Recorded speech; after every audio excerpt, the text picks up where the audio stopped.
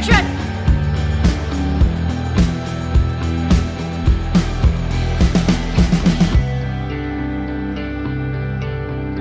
अस्सलाम वालेकुम नाजरीन, मैं हूँ आपका host Rameez Raja. Programme dates live with Rameez Raja के साथ एक बार फिर से आपकी खिदमत में हाजिर हूँ। नाजरीन, हमारे प्रोग्राम जो डेट्स लाइव विद रमीज़ राजा है, इसमें हम कोशिश करते हैं कि हमारे प्रोग्राम में एक ऐसी शख्सियत का हम इंटरव्यू लेकर आएँ जिनसे हमें और आपको कुछ जानने का मौका मिले। उसी बात को मद्देनज़र रखते हुए आज भी हमारे साथ ऐसी शख्सियत मौजूद है।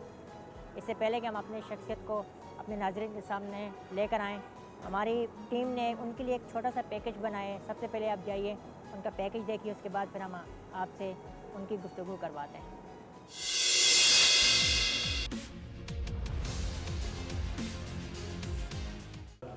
आर्ट्स काउंसिल की गवर्निंग बॉडी और चेयरमैन स्पेशल कमेटी के मेंबर काशिफ ग्रामी कराची में पैदा हुए, जो कि मरहूम सैफुर रहमान ग्रामी के बड़े बेटे हैं। जनाब मरहूम सैफुर रहमान ग्रामी आर्ट्स काउंसिल के नायब सदर थे। बिज़नेस डिग्री हासिल करने के बाद काशिफ ग्रामी ने अपने कैरियर का आगाज़ इवेंट मैनेजर की हैसियत से विज़न बियॉन्ड के साथ किया, जो कि एक प्रोडक्शन हाउस है जो हाई प्रोफाइल महफ़िल मौसीकी के इंतज़ामात के लिए जाना जाता है। मिस्टर ग्रामी को बैनुल अक़वामी सितारों जैसे स्टीरियो नेशन, सब्बीर और एनेडा के लिए कंसर्ट की मनसूबाबंदी और एहतमाम करने का मौका मिला।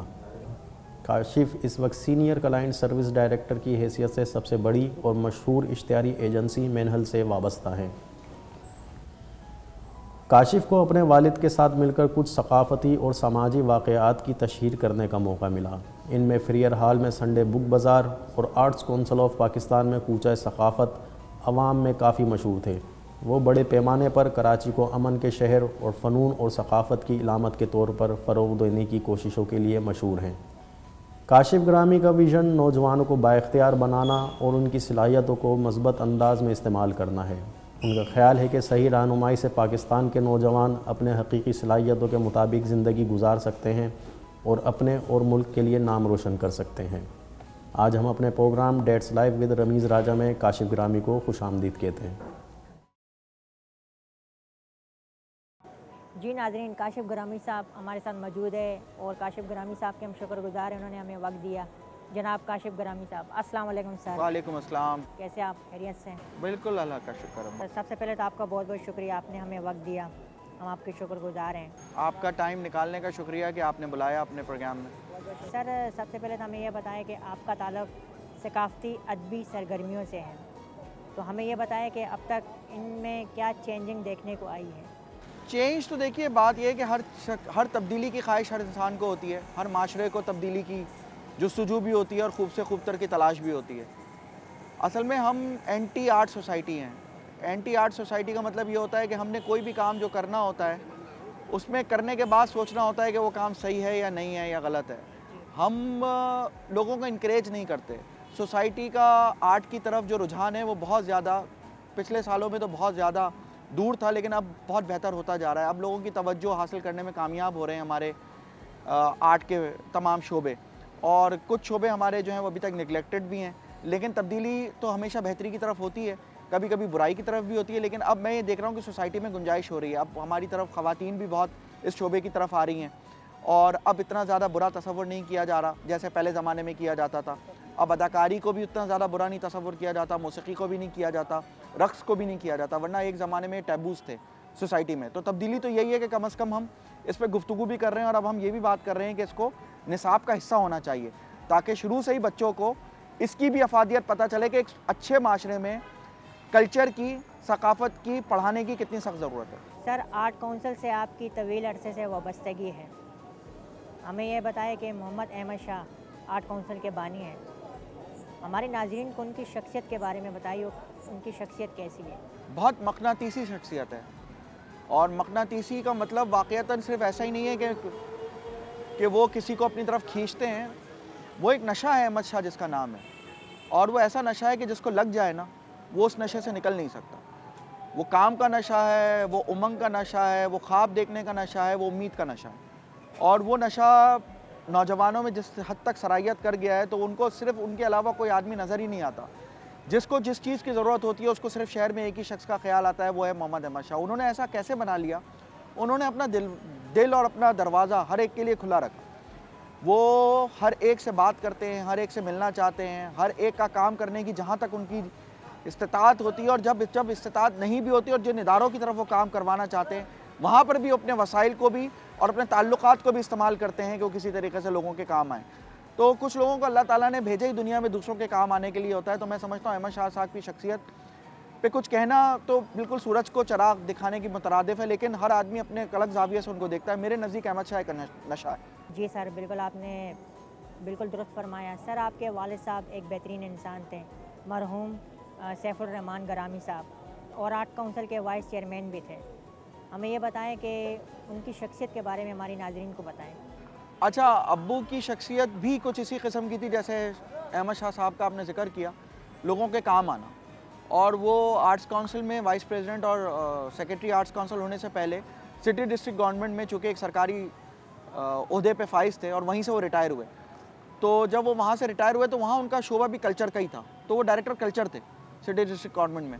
तो उसकी वजह से कराची की तमाम लाइब्रेरीज उनके अंडर आती थी, तमाम स्पोर्ट्स के शोबे उनके अंडर आते थे। सादकाइन अवार्ड इस शहर में उन्होंने शुरू किया, तो वो शुरू से ख़ुद भी बहुत सोशल थे। तो जब वो खुद सोशल थे तो उनको आर्ट्स काउंसिल में इतना ज़्यादा प्रॉब्लम इस तरीके से नहीं आया कि वो पूरे शहर में सारा काम वैसे ही कर रहे थे। और शख्सियत उनकी ऐसी थी कि जो उनसे मिलता था बस उनका हो जाता था। कल्चर पे, अदब पे, शेर व शायरी पे, मौसीकी से उनको बेतहाशा लगाव था। और उनके पसंदीदा सिंगर्स में पाकिस्तान में मेहदी हसन साहब और नूरजहाँ थी। इकबाल बानो को बहुत ज़्यादा पसंद करते थे और दिलीप कुमार उनके हमेशा से फेवरेट एक्टर थे। सर, आपकी ज़िंदगी में बहुत सी ऐसी शख्सियत आई होगी, कोई ऐसी शख्सियत जिनसे आप बहुत मुतासर हुए हो? अच्छा, हर एक की शख्सियत में ज़िंदगी में लोग आते हैं। एक तो वो लोग होते हैं जिनसे आप कभी मिले नहीं होते, लेकिन वो आपकी ज़िंदगी पे एक बहुत बड़ा असर छोड़ते हैं। वो अपने किसी भी काम से छोड़ देते हैं, उसके लिए आपका उनसे मिलना ज़रूरी नहीं होता। लेकिन कुछ लोग आपकी ज़िंदगी में आपसे मुलाकात भी हो जाती है जिनका आपने काम देखा हो। तो मेरे बिल्कुल बचपन में मुझे अच्छी तरह याद है, मैं 10 साल का था, तो सादकाइन साहब उस वक़्त हयात थे। तो सादकाइन साहब इस्लामाबाद से जब कराची आए तो सिटी डिस्ट्रिक्ट गवर्नमेंट को, जो उस वक़्त केएमसी कहलाती थी, उसको ये शर्फ़ हासिल हुआ कि उन्होंने उनकी मेज़बानी की और फ्रेयर हॉल में वो रहते थे और वो महकमा डायरेक्टली मेरे अब्बा के अंडर आता था। तो सादकाइन साहब के साथ गुजारे हुए वक्त मुझे अपनी ज़िंदगी में बहुत ज़्यादा अनमोल ख़जाने की तरह मेरे पास मौजूद हैं। जिस तरीके से सादकाइन साहब काम करते थे, गैलरी सादकाइन में जितना काम हुआ है और इसकी जो छत है, वो छत का काम सारा ज़मीन पर बैठ के वो करते थे और फिर उसके बाद वो छत को बाद में उनके इंतकाल के बाद ऊपर पेस्ट किया गया। तो मेरी ज़िंदगी पे एक बहुत बड़ा असर सादकाइन साहब के साथ बैठने का है और उनके साथ मुशावरत जब होती थी, बड़े लोगों से उनकी मुलाकात होती थी, तो मुझे मौका मिलता था कि मैं सुनता था, देखता था। ऐसे ही अब्बा की चूँकि ताल्लुकात और वाकिफ़कारों में बड़े बड़े लोगों से उनकी दोस्तियाँ थीं, तो ज़ाहिर है हम चाय का कप लेकर उनके लिए आते थे। तो ऐसे बहुत सारे लोगों के साथ बहुत सारा ताल्लुक़ रहा। लेकिन मैं अगर पर्सनली देखूँ तो बड़ी अजीब सी बात है, मुझे शाहरुख़ खान बहुत पसंद है और शुरू से आज उसको 27 साल 28 साल हो गए इंडस्ट्री में। तो उसकी पहली फ़िल्म से मैं उसको एक एज एक्टर नहीं लेता, फिलैंथ्रोपिस्ट लेता हूँ। मुझे बहुत कुछ ज़िंदगी में उससे सीखने का मौका मिला है। तो मेरे लिए अनडाउटेडली वो एक लोगों का रोल मॉडल कोई भी रहता हो, मेरे लिए वो रोल मॉडल है। अक्सर औक़ात हम आपको सोशल मीडिया पर एक्टिव देखते हैं और सोशल मीडिया पर आप पोस्ट वगैरह भी शेयर करते हैं। रिसेंटली आपने लेजेंड कादर ख़ान साहब की आपने पोस्ट शेयर की, कुछ इस बारे में हमें बताना चाहेंगे हमारी नाज़रीन को? आज मैंने आर.डी. बर्मन की है कि आज आर.डी. बर्मन को गुजरे हुए 27 साल हो गए जब हम ये रिकॉर्ड कर रहे हैं इंटरव्यू। तो ये मैं 2016 से कर रहा हूँ। 2016 का एक साल था जिसमें मैंने एक साल पूरी मेहनत की थी और उसमें मुझे बड़ी मुशावरत हासिल रही थी अकील अब्बास जाफ़री साहब की। तो अकील अब्बास जाफ़री साहब ने मुझे इजाज़त भी दी कि उन्होंने जो काम इसको किया हुआ था कि तुम इस तसलसल को आगे बढ़ाओ। तो अब मैं कुछ मुख्तलिफ़ फेसबुक के पेजेस के लिए, मुख्तलिफ़ साइट्स के लिए लोगों की, पाकिस्तान के और दुनिया भर के जो फ़नून के लोग हैं, उनकी पैदाइश और उनके इंतकाल की जब बरसी आती है या जब भी कोई चीज़ होती है तो उसको लिखता हूँ और फिर लिख के शेयर करता हूँ। उसकी वजह से नए पढ़ने वालों को और नए लोगों को एक तहरीक मिलती है कि वो अपने जानने वालों को सिर्फ इसीलिए नहीं कि वो सिर्फ उनका विसाल हो गया, बल्कि वो उनको उनके काम से भी जाने, उनके नाम से भी जाने। तो ये सिलसिला 2016 से मैंने शुरू किया, जो अब रेगुलरली मैं उसको फॉलो कर रहा हूँ और मुस्तकिल मिजाजी के साथ कर रहा हूँ। सर, कोई ऐसी ख्वाहिश जो आपकी अब तक ना पूरी हुई हो और आप चाहते हैं कि फ्यूचर में वो आपकी ख्वाहिश पूरी हो जाए? मैं फ़िल्म के बारे में भी लिखता हूँ और फ़िल्म मेरा पैशन है कि पाकिस्तान में कब क्या दौर था, फिर उसके बाद किस तरीके से फ़िल्म डिक्लाइन की तरफ गई, फिर बीच में थोड़ी सी हिम्मत हुई थी और फिर उसके बाद कोरोना आ गया। तो मेरी बड़ी ख्वाहिश है कि मैं फ़िल्म इंडस्ट्री को पाकिस्तान में बहुत ही ज़्यादा फलता और फूलता हुआ देखूं, क्योंकि फ़िल्म मेरे नज़दीक वो मीडियम है जिससे पूरी दुनिया को आप अपने ताबे कर सकते हैं। हॉलीवुड ने पूरी दुनिया को अपने ताबे अपनी फ़िल्मों से किया हुआ है। कोई सुपर हीरो का तस्वुर मौजूद नहीं है, लेकिन उन्होंने सुपर हीरोज़ को क्रिएट करके पूरी दुनिया को ऐसा बताया हुआ है कि ये आपके मुहाफ़िज़ हैं। हालांकि ऐसी कोई चीज़ रियल दुनिया में मौजूद नहीं है, या दुनिया भर में फ़िल्म एक प्रोपेगेंडे के तौर पे यूज़ होती है। तो फ़िल्म का जो मीडियम है उसको सिर्फ पर्दे के तौर पे 4 गानों को पिक्चराइज़ करने का नाम नहीं है। फ़िल्म एक बहुत बड़ा मीडियम है। मेरी बड़ी ख्वाहिश है और मैं बड़ी इसमें मतलब दुआ भी है और कोशिश भी है कि किसी तरह से फ़िल्म को वो मुकाम मिल सके इस मुल्क में जो दुनिया उससे फ़ायदा उठा रही है, पाकिस्तान भी फ़िल्म से फ़ायदा उठा सके। सर, आपने फ़िल्म से कहा आप फ़िल्म बनाना चाहते हैं, तो हमारी नाज़रीन को ये बताना पसंद करेंगे कि आप अगर आपको फ़िल्म बनाने का मौका मिले तो आप किस टॉपिक को और किस मौजू पर फ़िल्म बनाना चाहेंगे? मौज़ूआती फ़िल्म बनाना चाहूँगा मैं, सब्जेक्टिव स्टोरी जो हमारी रियल लाइफ से बहुत करीब हो, जो एक आम आदमी की स्टोरी हो और आम आदमी की कहानी हो, जिसमें कोई हीरो ऐसा ना हो कि आपको हीरो की वजह से फ़िल्म देखनी पड़े, बल्कि आपको वो किरदार की वजह से फ़िल्म देखनी पड़े। तो मैं वैसे भी ज़िंदगी में किरदारों पे बहुत ज़्यादा कोशिश करता हूँ कि किरदारों से मुलाकात करूँ, और जब किरदार डेवलप होता है तो फ़िल्म अपने तौर पे खुद बन जाती है। सर, आप मौसीकी से लगाव रखते हैं? अगर रखते हैं तो आपको किस तरह की मौसीकी पसंद है? मैं मूड का आदमी हूँ। मैं हर मूड का मौसीकी सुनना पसंद करता हूँ। क्लासिकल मौसीकी भी पसंद है, और हमारे बैकग्राउंड में इस वक्त हम जहाँ बैठे हुए हैं बहुत अच्छा गिटार प्ले हो रहा है, रबाब भी प्ले हो रहा है। तो ये इस वक्त इस टाइम पे बहुत अच्छा लग रहा है, लेकिन हर वक्त अच्छा नहीं लगेगा। तो इस वजह से मुख्तलिफ मूड्स में मुख्तलिफ मौसीकी, मुख्तलिफ इंस्ट्रूमेंट्स अच्छे लगते हैं। पार्टी सॉन्ग्स भी अच्छे लगते हैं, गज़ल भी अच्छी लगती है, और उसी तरीके से पंजाबी सॉन्ग भी अच्छे लगते हैं, पाकिस्तानी सॉन्ग्स भी अच्छे लगते हैं, इंडियन सॉन्ग्स भी अच्छे लगते हैं। तो ये है कि मौसीकी को कि मैं हर तरीके की सुनता हूँ और पसंद करता हूँ। सर, आप यूथ पर काम करते हैं, यूथ के लिए आप काम करते हैं, तो हमारे नौजवानों को ऐसा क्या पैगाम देना चाहेंगे आप? मैं बड़ों को पैगाम देना चाहता हूँ जो यूथ के लिए काम करना चाहते हैं, यूथ को नहीं, कि वो यूथ का बाप ना बने। क्योंकि बाप बनना जो होता है ना, वो वही बाप होता है जो आपके साथ घर पे होता है। उसके बाद हर आदमी इनको, ये एक नदिया है यूथ, ये अपना रास्ता खुद लेगी। इनको सिर्फ गाइडलाइन चाहिए और इनको मेंटरशिप चाहिए। यहाँ होता ये है कि आप उनको बिल्कुल बिल्डोज कर देते हैं, उनके सारे ख्वाबों को, उनकी सारी चीज़ों को मुश्किलात बता के। मुश्किलात सबकी ज़िंदगी में आती है, और पाकिस्तान में तो हम इतने ज़्यादा खुशनसीब हैं कि हमारा जो एज ब्रैकेट है वो यूथ का बहुत बड़ा है।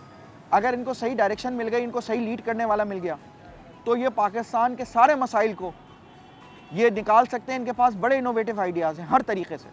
आप इनको मौका दें, इन पर ट्रस्ट करें, और आप इनसे CV पे ये मत पूछें कि तुम्हारा तजुर्बा क्या है। तजुर्बा किसी के पास कुछ नहीं होता। तजुर्बा इंसान को दुनिया सिखाती है, ज़िंदगी सिखाती है, और ये वो तजुर्बेकार बच्चे हैं जिनका तजुर्बा, मुझसे अगर दुनिया में कोई पहले पैदा हो गया है ना, तो उसमें मेरा कसूर नहीं है। वो पड़ा सीनियर हो गया है, लेकिन उसकी सीनियरिटी की और कोई वजह होती नहीं है। ये जो बच्चे हैं, जो नौजवान हैं, ये आपका कल है। इन पे भरोसा करें, इन पे ट्रस्ट करें, आप यकीन करें ये आपको लेट डाउन नहीं होने देंगे। बहुत बहुत शुक्रिया सर, आपने हमें वक्त दिया, हम आपके शुक्रगुजार हैं। सर, आखिर में जाते जाते हमारे प्रोग्राम के हवाले से अगर आप कुछ कहना चाहें तो? आप जो सक्सेस स्टोरीज़ को जिस तरीके से लोगों तक पहुंचते हैं और ख़ुद कोशिश करते हैं, उन पर रिसर्च करते हैं, बात करते हैं, ये आपके प्रोग्राम की सबसे बड़ी खूबी है। वरना आजकल आप किसी प्रोग्राम में भी बैठें या किसी बात करें, वो किसी को जानता ही नहीं है, वो सिर्फ बुला लेता है। आपका सबसे अच्छा प्रोग्राम का कॉन्सेप्ट ये है कि आप उसको जानते भी हैं, जिससे आपकी गुफ्तगू हो रही हो, वो कोई भी हो, उस पर आपका एक रिसर्च होता है, आपको पता होता है कि उसके क्या क्या हवाले हैं, तो जिसकी वजह से आपके प्रोग्राम में और दूसरे के प्रोग्राम में हमेशा वो फ़र्क महसूस होता है। बहुत बहुत शुक्रिया सर, आपने हमें वक्त दिया, हम आपके शुक्रगुजार हैं। जी नाज़रीन, आपने आज का हमारा प्रोग्राम देखा। हमारे जो आज के गेस्ट थे काशिफ ग्रामी साहब, आपने उनकी गुफ्तगू सुनी, उन्होंने कितनी खूबसूरत अंदाज से नौजवानों को पैगाम दिया। नाज़रीन, उम्मीद करता हूँ आपको ये प्रोग्राम ज़रूर पसंद आया होगा। ज़िंदगी रही तो एक नए टॉपिक के साथ, एक नई शख्सियत के साथ दोबारा हाज़िर होएंगे। तब तक के लिए अपने मेज़बान रमीज़ राजा को इजाज़त दीजिए। खुदा हाफ़िज़।